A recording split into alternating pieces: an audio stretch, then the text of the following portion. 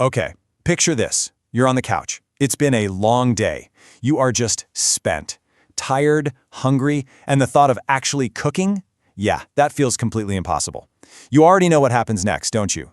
You reach over and pick up your phone. A few taps on a familiar app, and poof, 30 minutes later, a hot meal just shows up at your door. It really does feel like magic, right?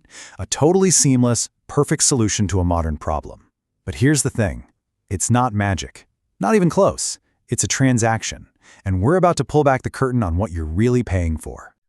See, this whole frictionless lifestyle, it comes with a hidden price tag. And trust me, it is an insanely steep one. We're calling it the convenience tax. And it's the sneaky, powerful way these modern apps are literally designed to keep you from ever getting ahead financially. Now, let's be really clear. This isn't just another fee on your bill. No. The convenience tax is a full-on systemic drain on your cash flow. It's like a machine humming in the background, specifically designed to turn you into a permanent consumer. Basically, a servant to your every impulse and, you guessed it, to the debt that always follows. Okay, so how does this machine actually work? How does it trap you? Well, let's break it down. We're going to dissect the anatomy of this thing piece by piece. Think of it like a three-headed monster that's attacking your finances from every single angle. All right, the first part of this trap. This is the one you can actually see. It's the most obvious drain, the fees. You know the ones. The delivery fees, the service fees, the small order fees. They all look tiny on their own, but they add up. And they are absolutely designed to bleed you dry one little transaction at a time. Let's make this super real. Let's walk through an example to see just how this works. You decide to order a simple $15 burger. I mean, sounds reasonable enough, right? You're tired, you've had a long week. You tell yourself, I deserve this. But that $15? Oh, that's just the starting line. And here is where it gets absolutely nuts. So you start at $15. Then, bam! A delivery fee for about $4. Okay. Then they tack on a service fee, for the amazing privilege of using their app. That's another $2.50. And oh wait, you didn't order enough food, so bam, you get hit with a small order fee of $2. And of course, you're not a monster, so you tip the driver, another $4. And just like that, your simple $15 burger is now costing you $27.49. That is almost double for one burger. Let me put that another way. You have just paid an 83% tax. An 83% tax for what? For the convenience of not getting off your couch.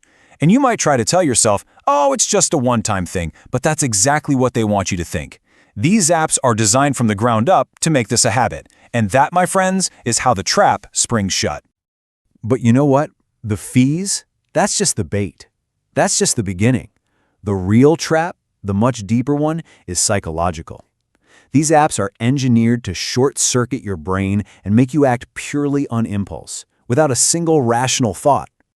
And this is exactly how they do it. They strip away every single ounce of friction from the buying process.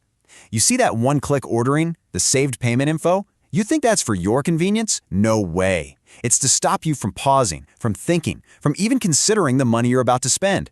It gets to a point where you don't even consciously decide to buy anymore. You just do it. And there's a line from the source material that just hits the nail on the head. It says, wealth is built on patience and discipline. These apps are designed to destroy both. Think about that. They are literally training your brain to crave instant gratification.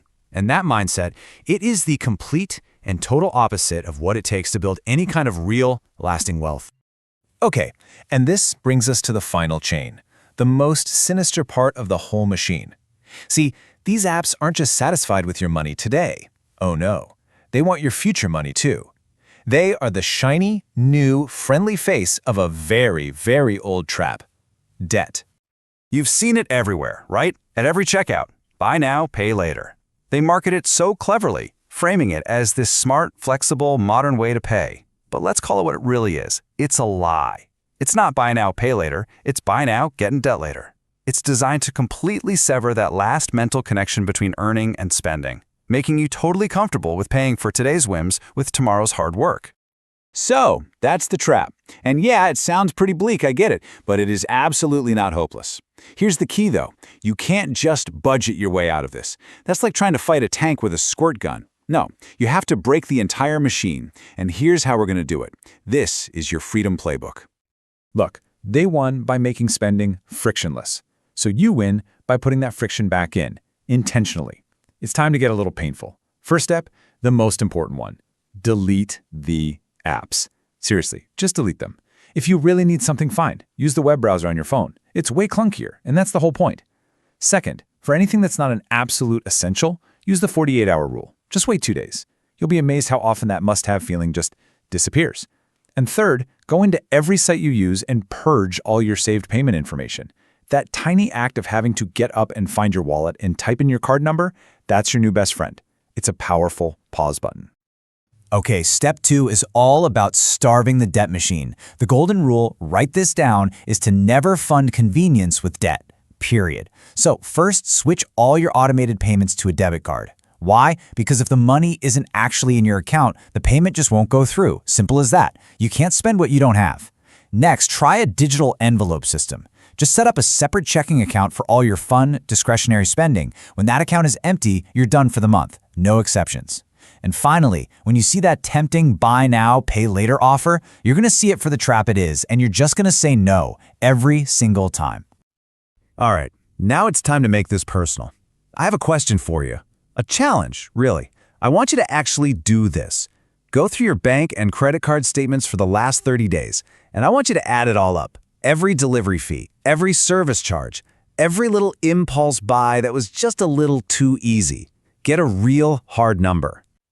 So what's the number? Is it $200? 400? Maybe more? Whatever that number is, I want you to stop thinking about it as food and fun money. From now on, you're going to reframe it. That is a freedom payment.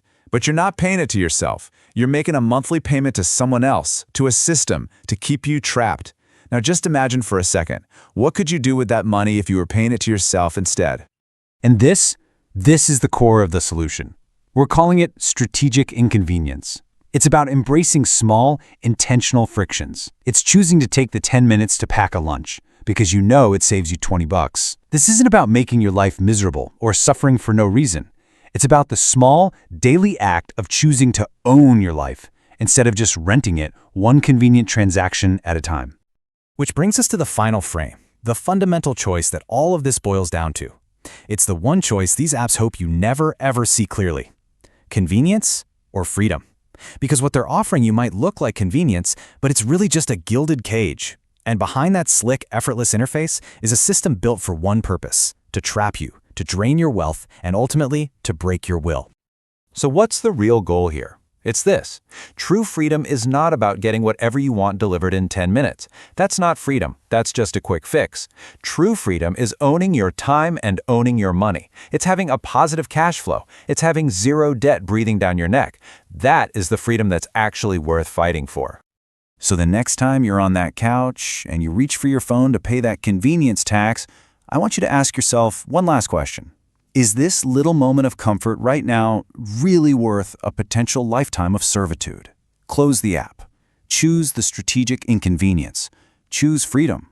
I promise you, it's a choice you will never, ever regret.